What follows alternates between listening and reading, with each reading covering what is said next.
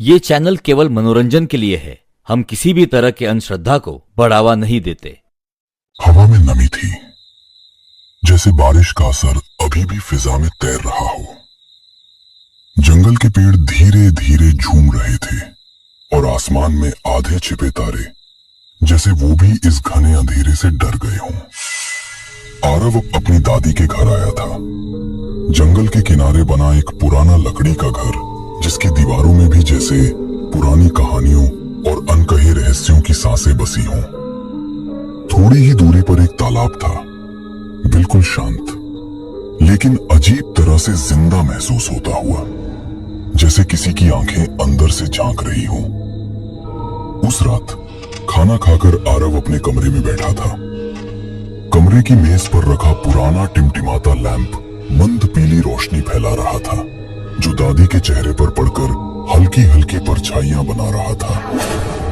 दादी, ये जगह, ये कॉटेज इतनी खामोश क्यों है, जैसे कोई हमें देख रहा हो? ये जंगल, यहाँ की हवा में कुछ अलग है, कुछ पुराना। यहाँ के लोग कहते हैं कि रात के वक्त तालाब के पास नहीं जाना चाहिए। दादी, आप भी ना, ये तो बस जंगल है, थोड़ी सी हवा, थोड़ा सा अंधेरा, इसमें डरने वाली क्या बात है? दादी, सच बताओ, कोई ऐसी बात है जो आप हमसे छुपा रही हैं? कोई पुरानी कहानी, कुछ अजीब, कुछ डरावना? कहानियां तो बहुत है बेटा, पर कुछ कहानियां बोलने से पहले सोचना पड़ता है, क्योंकि उनके शब्द और उनका असर हवा में रह जाते हैं। दादी, आप ऐसे क्यों बोल रही हैं? ऐसा क्या है इस लेक के बारे में? हमें तो बस ये लगा था कि ये एक नॉर्मल सा कॉटेज है। नॉर्मल? ये तालाब, ये जंगल, ये नॉर्मल नहीं है। यहाँ की मिट्टी में, पानी में कुछ ऐसा है जो कभी सोता नहीं। कभी कभी रात के वक्त एक आवाज सुनाई देती है, एक औरत का रोना। औरत का रोना? कौन सी औरत दादी? क्या बात कर रही हैं आप? तुम लोग छोटे हो, शायद समझ ना पाओ, पर यहाँ के लोग जानते हैं, वो यहाँ से कहीं नहीं गई। उसका दर्द, उसका श्राप अब भी यहाँ है। दादी, आपको कोई डरावनी कहानी आती है क्या? कोई भूत की कहानी? कहानी तो मैं सुना दूंगी, लेकिन एक बात याद रखना, जब तक कहानी खत्म ना हो जाए, कोई भी यहाँ से उठकर नहीं जाएगा, वरना उसका अंजाम अच्छा नहीं होगा। ठीक है दादी। बेटा, ये कहानी मशहूर है, लालू रोना की, लेकिन वो सिर्फ एक कहानी नहीं, एक श्राप है। उसका रोना आज भी इस हवा में सुनाई देता है। बहुत पहले एक छोटे से गांव में एक औरत रहती थी। उसका नाम था मारिया। उसकी जिंदगी खुशियों से भरी थी। एक प्यार करने वाला पति, 2 मासूम बच्चे और हंसी खुशी भरा घर। लेकिन खुशियां अक्सर सबसे पहले उसी के घर से जाती हैं। एक दिन सब कुछ बदल गया। मारिया के पति की जिंदगी में कोई और आ गई, एक अमीर औरत, सुंदर, घमंडी और लालची। उसके पति ने धीरे धीरे मारिया और बच्चों से दूरी बना ली। मारिया रोती रही, विनती करती रही, पर एक दिन उसका पति हमेशा के लिए चला गया। मारिया का दिल टूट गया, नहीं, टुकड़ों में बिखर गया। वो किसी से बात नहीं करती, खाना नहीं खाती, बस चुपचाप बहते पानी को देखती रहती। कभी नदी, कभी झील, मानो उसे पानी में अपना दुख दिखाई देता हो। दिन बीतते गए और उसके अंदर कुछ मरने लगा, शायद उम्मीद या शायद इंसानियत। एक रात मारिया अपने दोनों बच्चों को नदी के किनारे ले गई। उसके चेहरे पर आंसू थे, और आंखों में पागलपन। बच्चों ने माँ का हाथ पकड़ा। माँ, डर लग रहा है, लेकिन उस पर वो माँ नहीं रही थी, बस एक टूटी हुई आत्मा थी जो बदले की आग में जल रही थी। और उसने अपने ही बच्चों को ठंडे काले पानी में धक्का दे दिया। उनकी चीखें आज भी उस घाट पर गूंजती हैं, माँ बचाओ। लेकिन मारिया ने अपना दिल पत्थर की तरह बांध लिया था। पानी ने उसका सब कुछ छीन लिया था, उसकी सांसें, उसकी जिंदगी और मारिया की आत्मा। जब पानी शांत हो गया, चांद बादलों के पीछे से निकल आया। उसी रोशनी में मारिया को एहसास हुआ उसने क्या कर दिया। उसके हाथ कांप उठे, वो चीखी, रोई, पागलों की तरह पानी में कूद पड़ी, मगर बहुत देर हो चुकी थी। उसके बच्चे हमेशा के लिए खो चुके थे। उसकी अंतिम चीख इतनी भयानक थी कि पूरा घाट कांप उठा। कहते हैं वो चीख इंसान की नहीं थी, वो उसकी आत्मा के फटने की आवाज थी।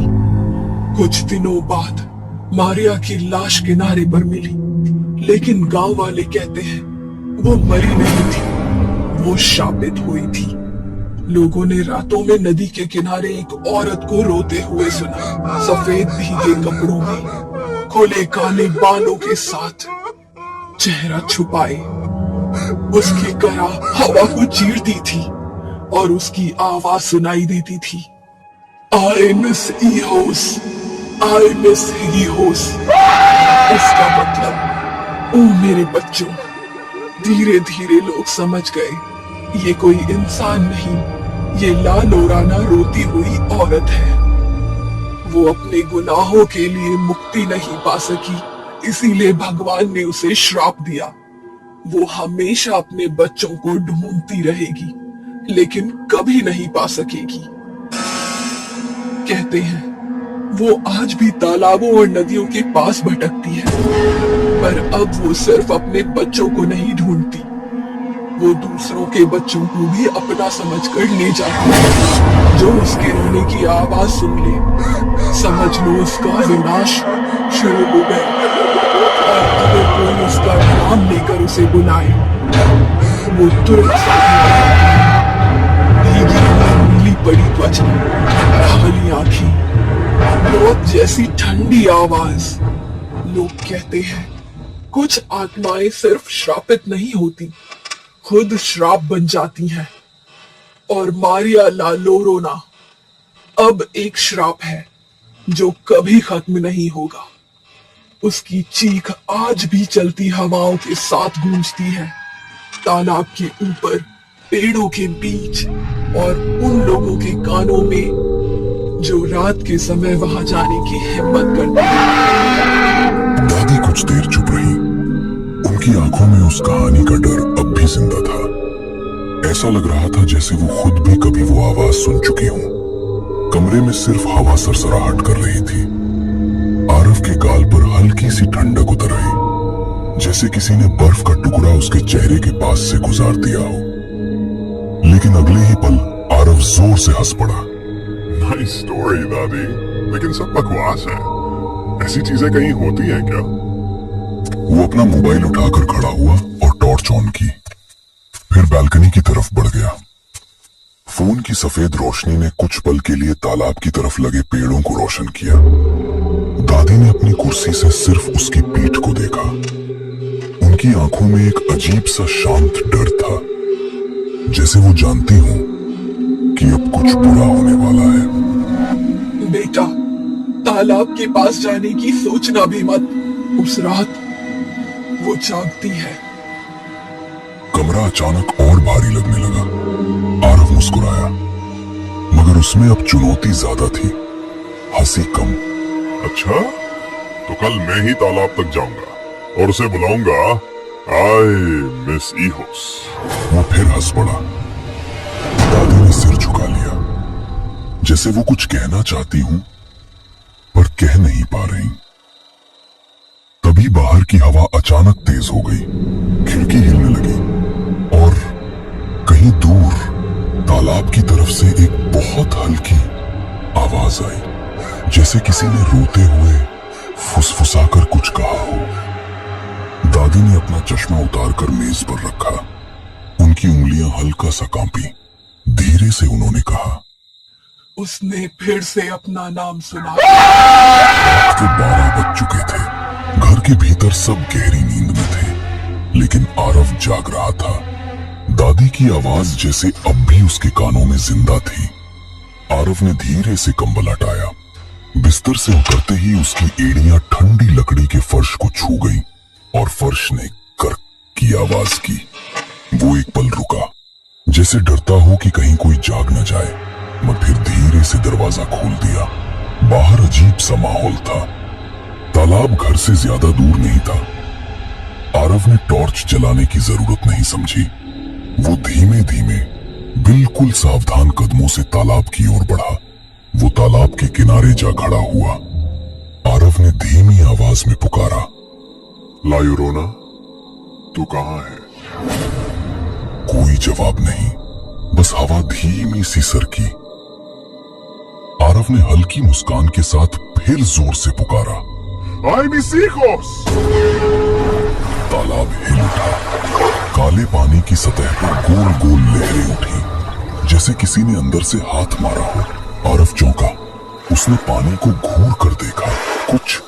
कुछ काला, एक साया पानी के अंदर से गुजरा था। उसका दिल एक पल के लिए रुक सा गया, लेकिन फिर उसने खुद को संभाला। देखा, कुछ नहीं होता। वो खुद से ही हंसा, डर को छुपाते हुए। वो मुड़कर वापस जाने लगा, लेकिन अचानक हवा तेज हो गई। पेड़ हिलने लगे। तालाब का पानी फिर से उलझा, इस बार और ज्यादा जोर से। और तभी जंगल के अंदर से किसी के धीरे, बहुत धीरे रोने की आवाज आई। तभी उसके बिल्कुल कान के पास से एक ठंडी, सिहरन भर देने वाली फुसफुसाहट गूंजी। आई मिस आरव की धड़कन एक पल के लिए रुक गई। उसकी रीढ़ की हड्डी में ठंडक उतर आई। गर्दन के पीछे के सारे बाल खड़े हो गए। एक सफेद साया खड़ा था।